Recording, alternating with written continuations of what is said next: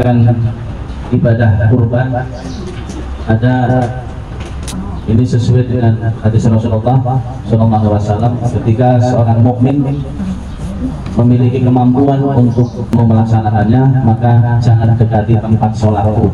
Pengertiannya begitu.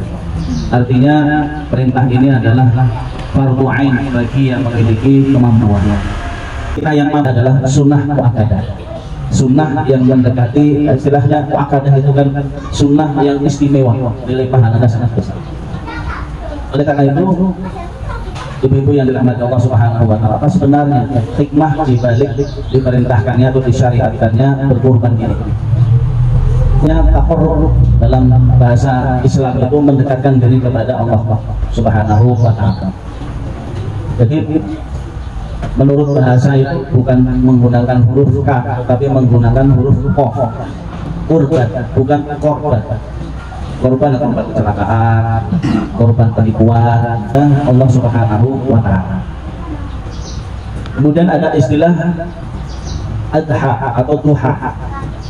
Ini kan waktu duha yang kemudian dalam sejarah penyembelihan hewan kurban itu dilaksanakan pada waktu duha.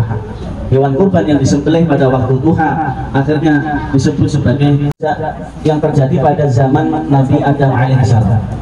Dan yang kedua adalah kurban yang terjadi pada zaman Nabiullah Ibrahim alaihissalam dan Ismail putranya alaihissalam. Kemudian kurban pada zaman Nabi Muhammad sallallahu alaihi wasallam. Ini saya buat ceritanya. Saya buat ceritanya supaya didengarkan, karena di situ ada hikmah yang harus kita renungkan bersama sebagai seorang mukmin yang hidup di akhir zaman. Kalau Habil ini memiliki peternakan, Habil rasa syukur dan ketakwaannya kepada Allah Subhanahu wa Ta'ala. Kesimpulannya, kurban si Habil diterima oleh Allah karena dia mengeluarkan sebagai hartanya yang bagus-bagus. Kenapa? Memang Nabiullah Ibrahim alaihissalam pernah pergi ke Mesir. Sementara kebiasaan orang Mesir ketika kedatangan seorang yang sangat agung yang dihormati, itu pasti akan dihadiahi seorang calon istri yang cantik oleh Allah Subhanahu wa Ta'ala. Kalau kita melihat dan membaca sejarah kenabian Ibrahim alaihissalam dan Ismail, ini memang sudah diabadikan di dalam Al-Quran, itu memang sudah disiapkan.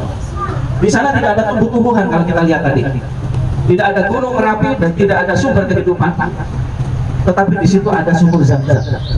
Ketika bertemu dengan istri yang pertama, di mana pada tanggal 10 Zulhijjah bagi jamaah haji disuruh melempar batu dengan membaca Bismillahi Allahu Akbar. Nah, hal ini mengandung arti bahwa kita melempar setan atau melempar pengaruh-pengaruh atau sifat-sifat setan yang akan bisa mengganggu ketaatan menjalankan perintah Allah Subhanahu wa Ta'ala. Maka ibu-ibu yang dirahmati Allah Subhanahu wa Ta'ala, orang akan bisa mudah terganggu oleh pengaruh setan ketika hati dan lisan ini tidak mengingat Allah.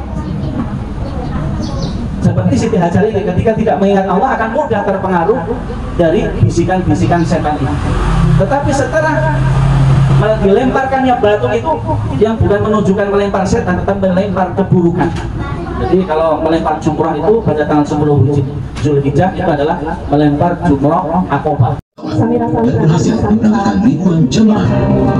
Tahun 2018 ini, Samira Travel Foto dengan membuka seluruh kunci kota-kota kemitraan di seluruh Indonesia. Samira sekarang sudah 15 menit sampai hari Tahun 2019 adalah momentum.